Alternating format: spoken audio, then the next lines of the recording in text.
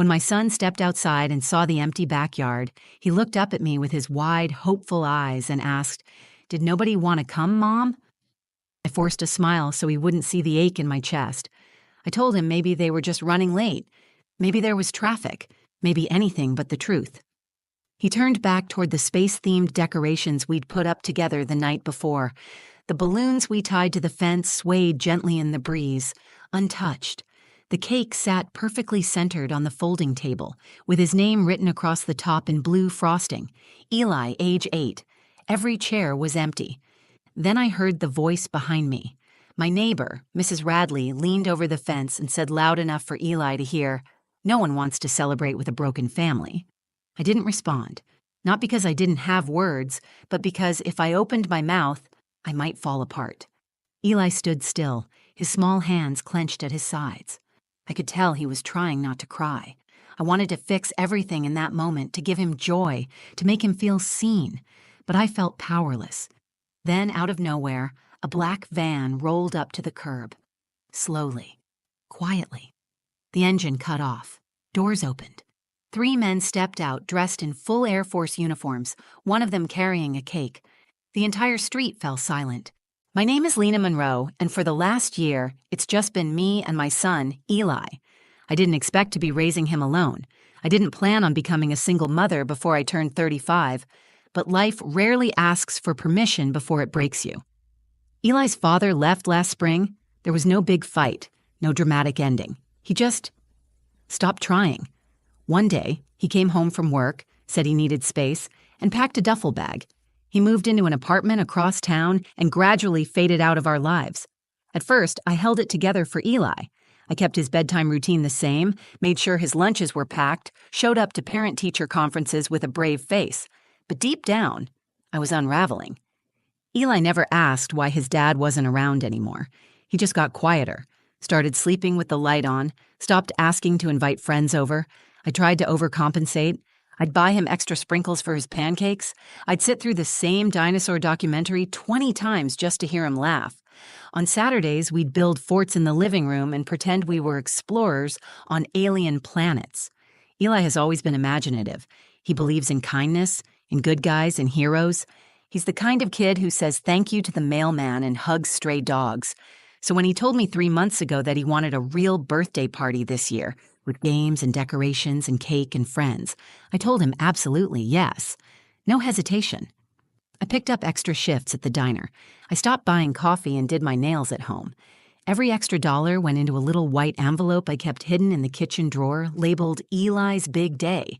He picked the theme himself, Space Explorer Training Camp. We made cardboard rockets together. He wanted to dress up like an astronaut, and I found him the perfect helmet at a thrift store downtown. We hand-wrote the invitations. I helped him pass them out at school. He was so proud. He told me every morning how many days were left. 8 more days, Mom. 4 more days, Mom. Tomorrow's the launch. He asked me if I thought his friends would like the moonwalk I rented. I said of course they would, but in the back of my mind there was a quiet fear, a fear I didn't want to say out loud. Ever since the divorce, things had changed. The parents I used to chat with at school pickup barely looked at me anymore. Some pulled their kids from playdates without explanation. Others just said things like, "We're really busy lately." I tried not to take it personally. I told myself people were just dealing with their own lives, but I knew what was really going on. In a town like ours, a single mom might as well be carrying a scarlet letter, especially one whose ex-husband used to coach Little League and lead prayer circles. People chose sides even when I didn't ask them to. Still, I didn't want Eli to feel that. I didn't want him to carry the weight of my broken marriage. The night before his party, we stayed up late blowing up balloons and taping silver stars to the fence. He told me it was going to be the best day of his life. I told him I couldn't wait to see it. I remember the way he looked at everything when we were done. He stood in the middle of the yard, arms crossed like a captain surveying his ship. "You think people will like it?" he asked. "They're going to love it," I said. That night, I lay awake in bed, staring at the ceiling. I kept replaying the invitations in my head, the smiles I thought I saw from the other kids. I wanted to believe the best. The morning of the party, I made Eli's favorite breakfast, banana pancakes with chocolate chips. He wore his astronaut costume all day, kept asking what time it was. How many more minutes until people showed up? At 2 o'clock sharp, we opened the gate. Music started playing. The cake was ready. His party table had goodie bags, plastic telescopes, and glow-in-the-dark stickers. And we waited. Every passing minute felt like a paper cut, small but sharp, a reminder. He kept looking at the street. Every time a car passed, he ran to the gate, then came back slower than he left. An hour later, he asked if maybe they just got lost. I told him maybe. But deep down, I knew. And when that woman next door said what she did, when she reminded me exactly how people saw us now, I felt something in me start to crack. Eli was still staring at the empty chairs when I whispered, "We'll make this day special anyway." I meant it, but I didn't know how. Not yet. By 3 o'clock, I knew. No one was coming. I kept checking my phone, even though there were no notifications, no texts saying, "running late," or "we're on our way." Just silence. Eli sat at the party table with his little astronaut gloves still on, trying to open a juice box. I watched him struggle for a second before I stepped in to help. He smiled at me and said, "Maybe they're parking far away and walking." I nodded and said, "Yeah, that could be it." But my heart was breaking. The music I'd spent an hour picking out started to feel loud and awkward, so I turned it down. The balloons we tied up that morning had started to droop in the sun. One of them popped, and Eli jumped. He laughed nervously and looked around to see if anyone else thought it was funny. No one did. He looked at me and whispered, "I think we should wait inside. They'll probably come when it's cooler." I helped him gather the unopened goodie bags. I saw how he avoided looking at the empty chairs. I wanted to take all the pain away, but I didn't know how. Not this kind of pain. We stepped into the kitchen, and I told him to start on his scavenger hunt while I finished getting the cake ready.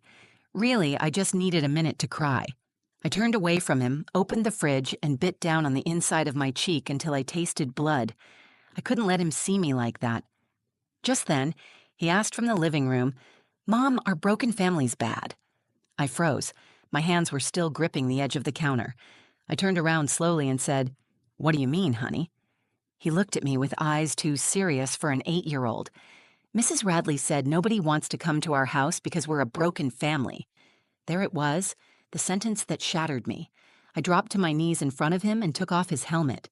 "No," I said firmly. "We are not broken. We are strong. Just because it's you and me doesn't mean we're less than anyone else." He nodded like he believed me, but his eyes were still full of questions. That woman had always made little comments, subtle digs about Eli playing alone or about how I was doing my best like it was a charity case, but this was the first time she'd let her bitterness spill over in front of my son. I walked to the window and peeked through the curtain. She was in her garden, pruning her roses like she hadn't just kicked my son's heart in the teeth. I opened the back door and stood on the porch. She didn't even turn to look. "Nice turnout," she said without glancing up. "Guess people aren't interested in awkward situations." I wanted to scream at her, to march into her yard and tell her exactly what I thought of her cruel little remarks. But I didn't, because Eli was standing behind me, watching, and I didn't want him to see me become someone ugly. I took a breath and said, "You didn't have to say that in front of my son." She finally looked at me. "Kids should know the truth early. Life isn't some fantasy." I shut the door quietly and turned back to Eli. His helmet was back on. He'd started the scavenger hunt on his own. He was crouched behind the couch with a toy telescope, pretending to scan for alien life. I watched him for a second. He was trying so hard to be okay. I couldn't let this be how he remembered his 8th birthday. I wouldn't. I grabbed the Bluetooth speaker and cranked up the music again. I walked outside and shouted into the yard, "Commander Eli, mission control is online. Prepare for launch." He poked his head around the corner. "Really?" "Absolutely. We've got a mission to complete. Alien life forms have taken over Sector 4. His face lit up. He ran outside and pointed dramatically at the tree near the fence. "They're hiding behind that asteroid." And just like that, we were back in the game. We ran, we dodged invisible laser beams, we laughed louder than I'd heard him laugh in weeks. He was sweating under his costume, but he didn't care. I didn't either. At one point, I caught my breath and looked around. No guests, no RSVP texts, just me and my son. But there was joy in his voice again. That was something.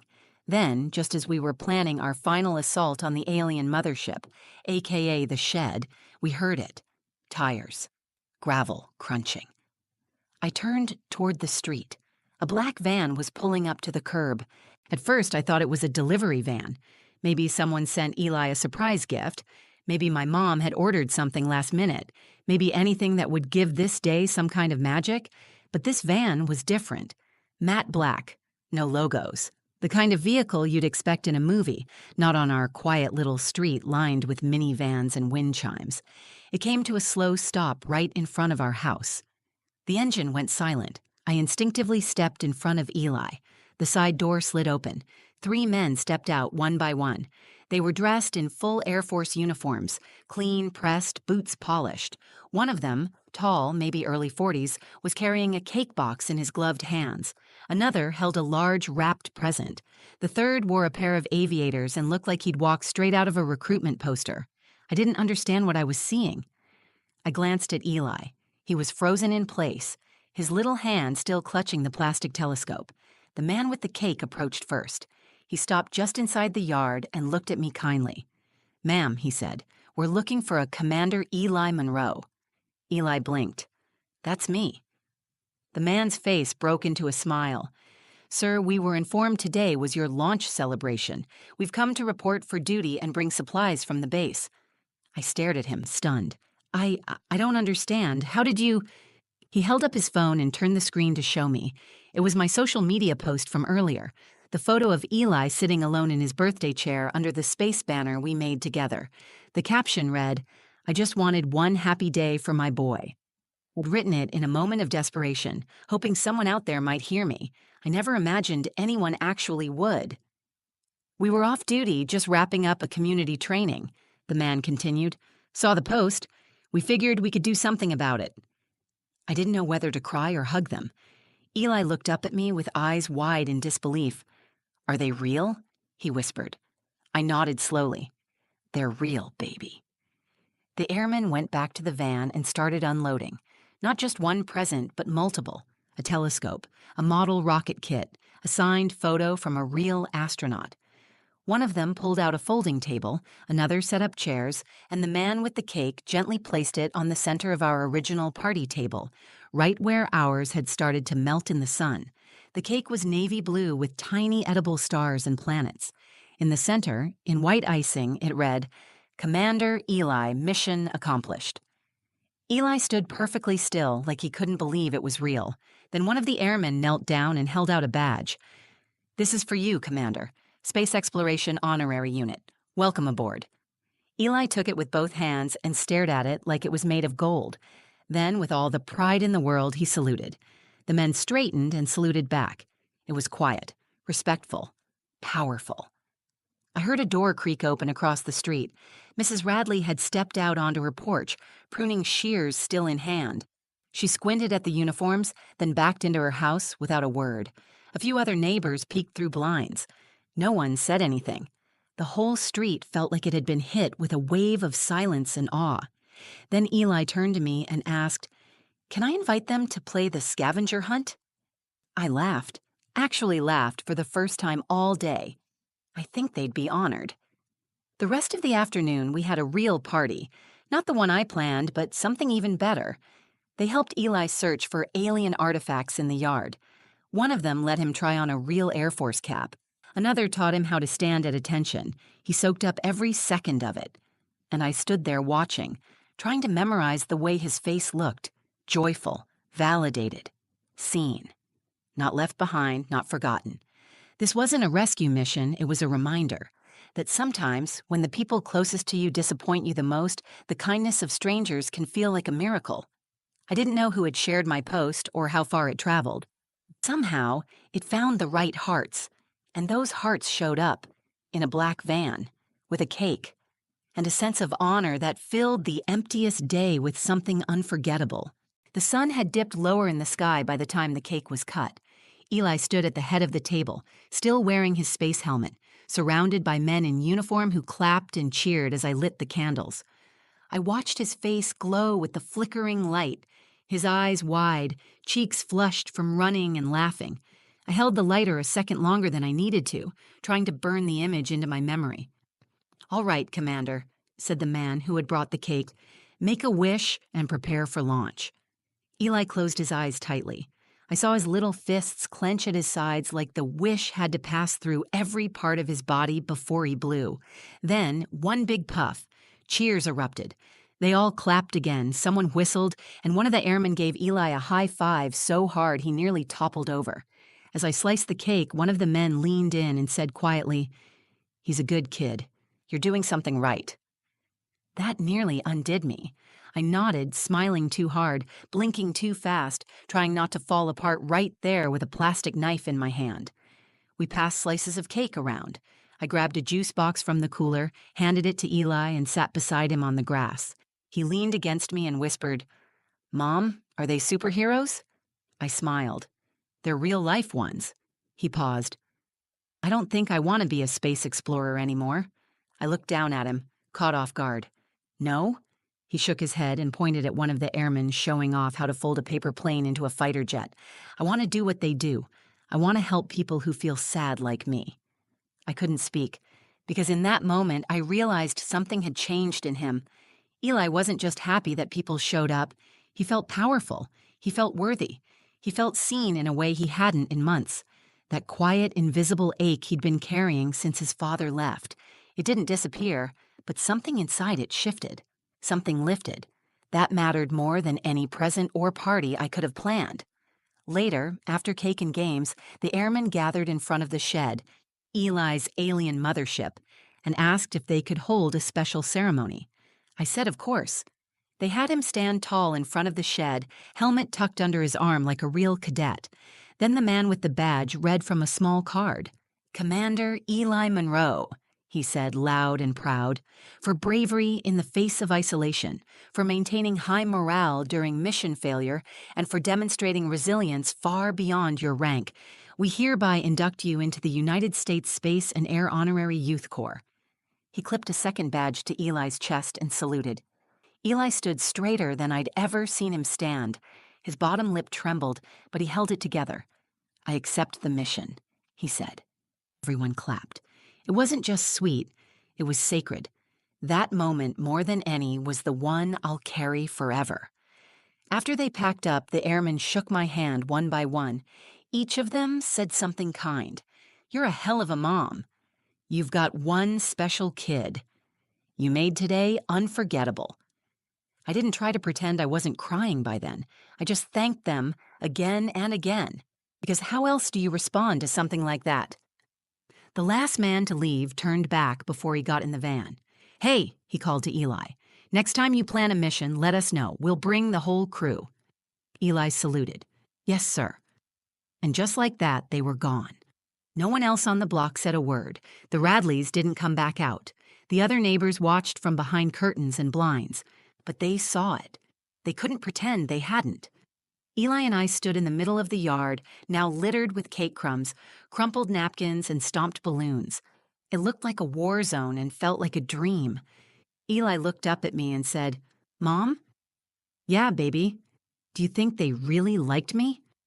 I bent down, touched his badge, and said, "They didn't just like you, Eli. They respected you." And for the first time in a long time, I saw him believe it. That night, after the last crumbs of cake had been swept up and the final balloon had given in to gravity, I stood at the kitchen sink watching Eli through the window. He was outside in his pajamas, crouched under the stars with his new telescope. He hadn't taken off his honorary badge all evening. It clung slightly crooked to his shirt, glinting in the moonlight like a medal he'd earned in battle. I let the dishwater run too long. I wasn't really washing. I was replaying every moment of the day, every heartbreak, every surprise, every smile that felt like a miracle. This wasn't the party I planned. It wasn't the birthday I imagined for him. But in a way, it turned out to be exactly what he needed, and maybe what I needed too. A little after 9, I called him in. He ran inside with his cheeks flushed, his eyes glowing, and the telescope cradled like a baby. "Can I keep it by my bed tonight?" he asked. "Of course," I said. We went through his nighttime routine, brushed teeth, washed face, changed into clean pajamas. But when I pulled the covers back and tucked him in, I noticed something different. He didn't ask to keep the light on. He didn't say he was scared of being alone in the dark. He just reached for my hand and said, "Thank you for today."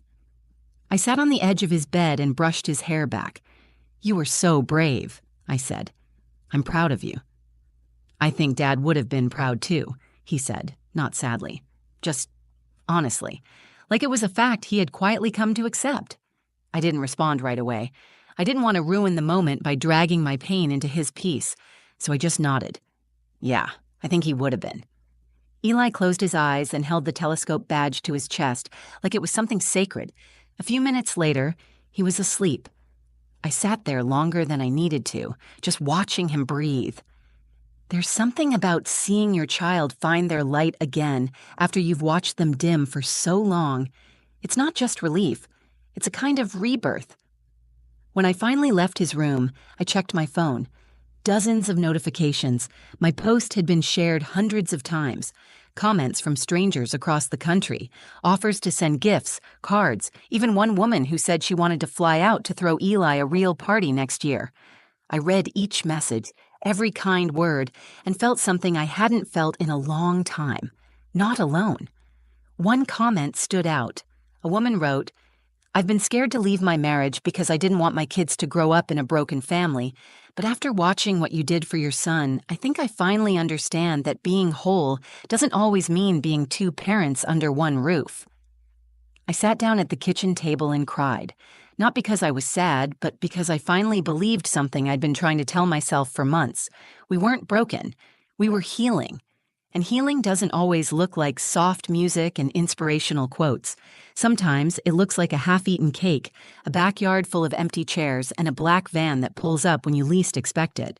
Sometimes it's a stranger who shows up because they saw your pain and decided to do something about it. The next morning, something strange happened. As I was taking the trash out, Mrs. Radley stepped outside. For the first time, she didn't look smug or judgmental. She looked unsure. She cleared her throat. "Quite a turnout yesterday," she said. I didn't respond. She looked down, fidgeting with the sleeve of her cardigan. I didn't know people still did things like that, showing up for strangers." I just looked at her. "Well, sometimes strangers are better than neighbors." She didn't say anything, just nodded once and turned back inside. I didn't need her apology. I wasn't doing this for people like her anymore.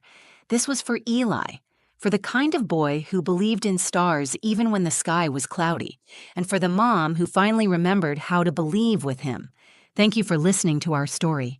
If it moved you, if it reminded you that kindness still exists, even in the most unexpected places, please take a moment to like this video, share it with someone who might need a little hope today, and leave a comment below. Tell me, have you ever experienced a moment where a stranger showed up when you least expected it? I read every message, and your stories mean more than you know. And if you want more real stories like this, about love, resilience, and finding light in the dark, don't forget to subscribe to the channel. We're building a space here where broken doesn't mean defeated. Thanks for being part of it. We're not alone.